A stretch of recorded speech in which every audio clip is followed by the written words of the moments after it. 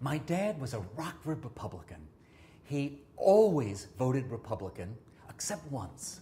When he was in the Army in 1944, he voted for Governor Dewey, the Republican candidate, and thought that was just fine. That's what he always did. And then his senior officer calls him in. Marone, he says, with his secret ballot right in front of him, Marone, you're the only man in this unit to vote against the commander-in-chief. And with that, he rips up my father's ballot and says, get back in that tent and do it right. And my dad voted for Franklin D. Roosevelt, the only time he voted for a Democrat. What I learned from my dad, what I learned really with my dad, was the importance of the debate itself. As he got older, he and I would sit and watch the news every night, and he'd get really agitated when the two sides debating would get angry with one another or couldn't come to at least some agreement. He'd turn to me as he got older, as he began to lose his mental agility.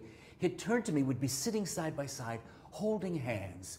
He was getting old and slightly, well, let's just say losing his mental edge.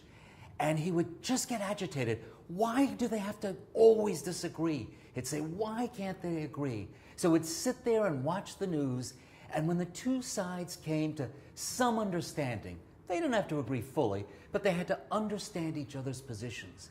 He relaxed, he enjoyed that. And I came to enjoy it too. There's my dad sitting there getting agitated, and I'd say, come on guys, find some common ground.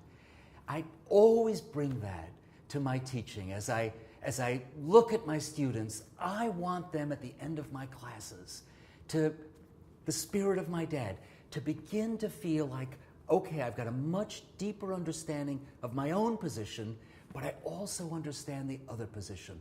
For the first time, maybe, for many of our students, I understand the other side. And we've brought that spirit, deep in your own side, but understand the other side, we've brought that spirit to our book. And we really hope that people, as they read the book, learn more about what they believe, deepen what they believe, and come to respect what other people believe, even if it's very different from their own perspectives.